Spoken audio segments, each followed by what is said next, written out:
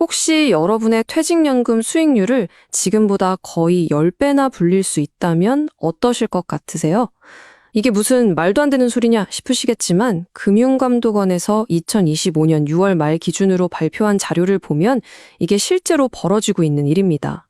지금부터 상위 1%, 소위 연금 고수라고 불리는 사람들의 투자 비법을 한번 제대로 파헤쳐 보겠습니다. 와, 이 숫자 좀 보세요. 정말 충격적이지 않나요? 지난 1년 동안 일반 투자자들의 평균 수익률이 4.2%에 머무를 때 상위 1% 고수들은 무려 38.8%라는 수익률을 만들어냈습니다. 이게 거의 9배에 달하는 정말 어마어마한 차이거든요.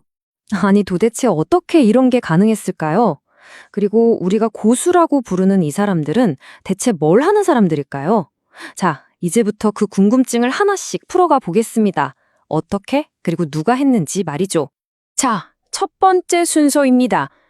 이 평범함을 거부하는 38.8%라는 놀라운 수익률 뒤에는 과연 어떤 비밀이 숨어 있는지 한번 뜯어보겠습니다. 일단 이 고수들이 아무나가 아니에요. 금융감독원에서 기준을 아주 깐깐하게 잡았거든요. DC형 연금의 적립금이 1,000만 원은 넘어야 하고 계좌도 3년 이상 유지한 사람들 중에서 거기서 또 각 금융사별로 수익률 제일 높은 100명씩만 뽑은 거예요. 총 1,500명이요. 그러니까 어쩌다 한번 대박난 사람이 아니라 꾸준히 잘해온 진짜 실력자들만 모았다는 거죠. 그리고 정말 중요한 건 이게 그냥 작년 한 해에 운이 좋았던 게 아니라는 거예요. 1년 수익률은 물론이고 3년 연평균 수익률을 봐도 고수들은 16.1%로 일반 투자자의 4.6%를 그냥 압도해버립니다. 꾸준함이 진짜 실력이라는 걸 제대로 보여주는 거죠. 자, 그럼 이제 진짜 핵심으로 들어가 보죠. 이 사람들은 도대체 돈을 어디에 뒀길래 이런 수익률이 나왔을까요? 그들의 전략, 그 중심에는 바로 공격적인 자산 배분이 있었습니다. 이 그래프 하나가 모든 걸 설명해 줍니다. 전체 자산의 거의 80%, 정확히는 79.5%를 펀드나 ETF 같은 실적 배당형 상품에 투자하고 있어요. 원금 보장되는 안전한 상품에 돈을 묶어두는 게 아니라 아주 적극적으로 수익을 좇고 있다는 뜻이죠. 그리고 현금 비중이 고작 8.6%라는 점, 이게 또 하나의 핵심입니다. 이분들은 현금을 그냥 놀리는 게 아니에요. 시작에 좋은 기회가 왔을 때 바로 쏠 수 있는 총알로 딱 장전해 두는 거죠. 정말 전략적인 움직임이라고 할 수 있습니다. 그럼 다음으로 이들이 특별히 선호했던 금융상품은 뭘까요? 바로 이들의 성공을 만든 결정적인 비밀 무기가 여기서 등장합니다. 놀랍지 않으세요? 펀드에 투자한 돈 중에서 무려 75.1%를 ETF에 쏟아부었습니다. 이건 다른 펀드는 거의 거들떠보지도 않았다고 할 수 있는 압도적인 비중이죠. 아니, 왜 하필 ETF였을까요?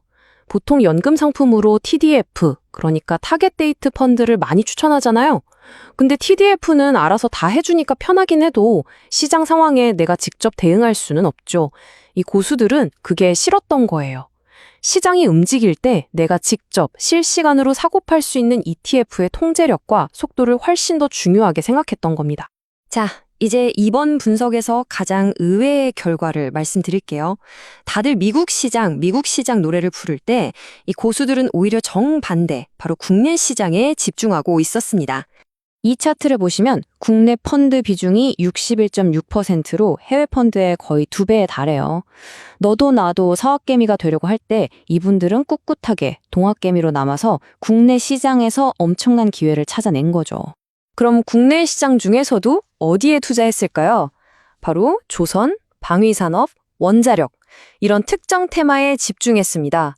그 배경에는요, 2025년에 미국의 새 행정부가 들어서면 이런 산업들이 정책적으로 큰 혜택을 볼 거라는 날카로운 예측이 있었던 거예요. 거의 지정학적인 통찰력이죠. 이게 그냥 보고서에만 있는 죽은 데이터가 아니에요.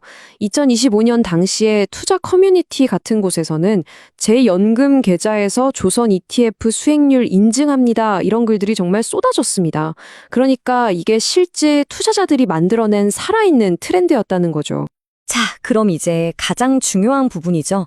이 놀라운 정보들을 그래서 나는 어떻게 써먹어야 하는데 라는 질문에 맞춰서 여러분을 위한 맞춤형 실행 계획으로 한번 바꿔보겠습니다. 연령대별로 어떻게 접근하면 좋을까요? 먼저 20대, 30대 분들. 여러분은 시간이라는 가장 강력한 무기를 가지고 있습니다. 그러니까 길게 보고 장기적인 성장을 극대화하는 데 집중해야 해요.